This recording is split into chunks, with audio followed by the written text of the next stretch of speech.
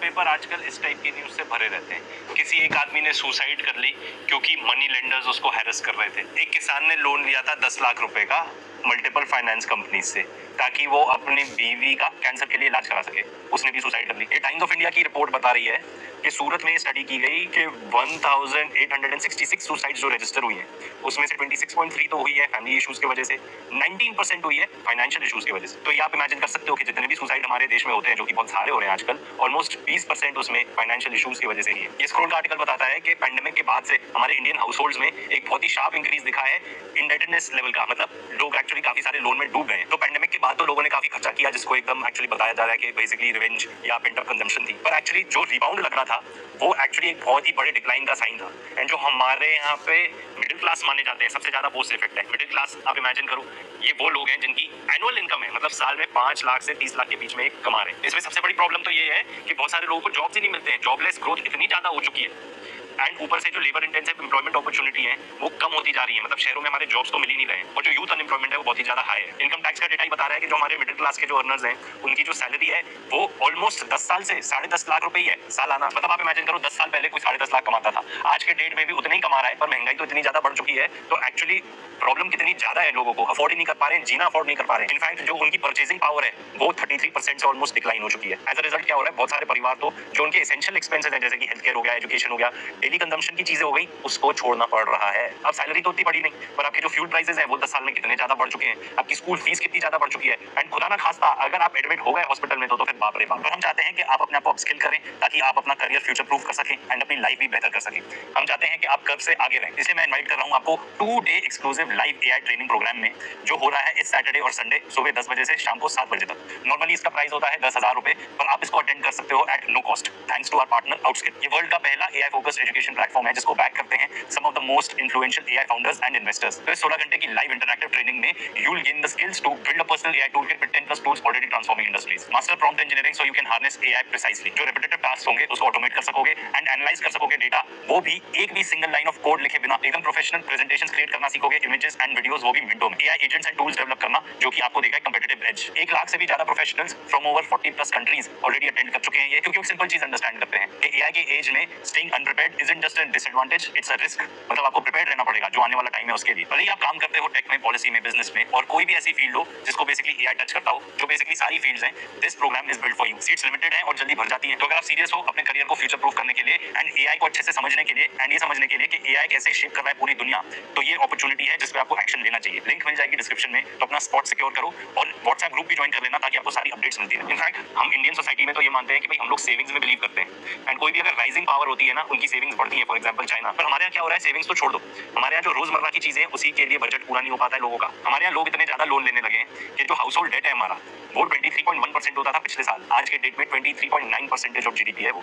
And सबसे problematic बात तो ये है कि 33% ऑफ ये जो लोन है वो एसेंशियल कंजम्पशन के लिए ले जा रहे हैं। मतलब आप इमेजिन करो, आप जाते हो बैंक के पास, बैंक तो देती भी नहीं होगी लोगों को लोन, ये जो अपनी माइक्रो फाइनेंस कंपनीज है या ये जो डेट ट्रैप वाली आपकी लोन शार्क्स जो कंपनीज है, ये सब आप इनके पास जाते हो लोन लेने के लिए ताकि आप ग्रोसरीज खरीद पाओ, ताकि आप अपने बच्चे को खाना खिला पाओ, उसके लिए आपको लोन लेना पड़ रहा है। इसके अलावा लोग मेडिकल एक्सपेंसेस पे करने के लिए लोन ले रहे हैं, बच्चों की स्कूल फीस पे करने के लिए लोन ले रहे हैं। इसका मतलब अगर इकोनॉमी में कोई भी माइनर शॉक आया या मान लीजिए अभी टैरिफ्स ही लग गए एंड आपकी जॉब चली गई एंड आप ऑलरेडी लोन लिए हुए हो अपने बच्चे की स्कूल फीस पे करने के लिए, ग्रोसरीज खरीदने के लिए, टेबल पर खाना रखने के लिए, अगर आपने लोन लिया हुआ है और आपकी नौकरी चली जाए तो फिर क्या होगा। इसके अलावा जो क्रेडिट कार्ड के एनपीएस है, बेसिकली लोग क्रेडिट कार्ड पे अपना परचेजिंग तो कर ली और वो चुकाया नहीं, वो भी एट इट्स हाईएस्ट है। जो नॉन परफॉर्मिंग एसेट्स है क्रेडिट कार्ड के, वो ईयर ऑन ईयर 28.4% बढ़ रहे हैं। इसके अलावा जो आउटस्टैंडिंग क्रेडिट कार्ड डेट है वो 2.92 लाख करोड़ हो गया है, जो 2020 में सिर्फ 1.4 लाख करोड़ था। मतलब अगर आपको शॉर्ट में इस चीज का बताऊं तो खर्चे इतने ज्यादा बढ़ गए हैं, सैलरी बढ़ नहीं रही लोगों की, तो लोग कुछ भी करके अपना रोज का गुजारा लोन से लेके कर रहे हैं। इतना डेंजरस है ये। एंड यहाँ बात किसकी हो रही है, the great Indian middle class. हमारे यहाँ क्या प्रेडिक्ट करते थे इकोनॉमिस्ट कि जो ग्रेट इंडियन मिडिल क्लास है वही इंडिया को नेक्स्ट लेवल तक ले जाएगी। अरे खुद का गुजारा तो कर नहीं पा रहे ये लोग। अच्छा, और ये जो लोग पर्सनल लोन लेते हैं छोटे छोटे, मतलब 10,000 से कम के लोन, इसमें डिलिंक्वेंसी, मतलब जो लोग पे ही नहीं कर पा रहे, मतलब आज की ईएमआई जो भरनी थी भर ही नहीं पा रहे, तो ये जो डिलिंक्वेंसी है ये भी 44% बढ़ गई है। अच्छा, इसका सबसे बड़ा फैक्टर ये है बेरोजगारी।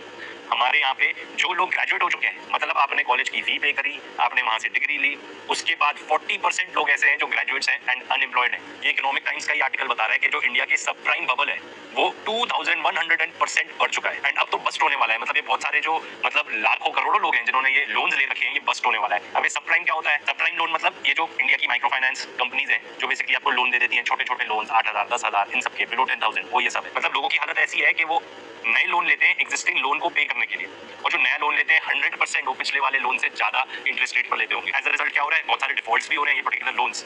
एंड लोग किस किस टाइप के मेजर्स ले रहे हैं? आप खाना तो छोड़ोगे नहीं, तो आपने क्या मेजर लिया? यार मैं बच्चे की ना स्कूल फी नहीं पे करता, बच्चे को पढ़ाता ही नहीं।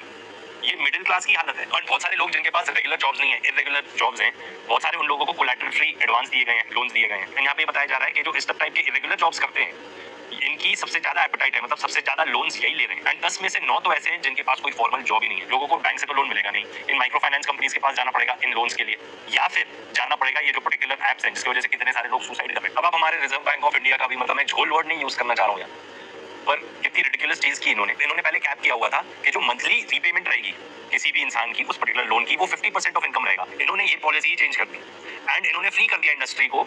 आई डोंट नो क्यों किया होगा ये कि आप इंटरेस्ट रेट कुछ भी चार्ज कर सकते हो बोरोवर से।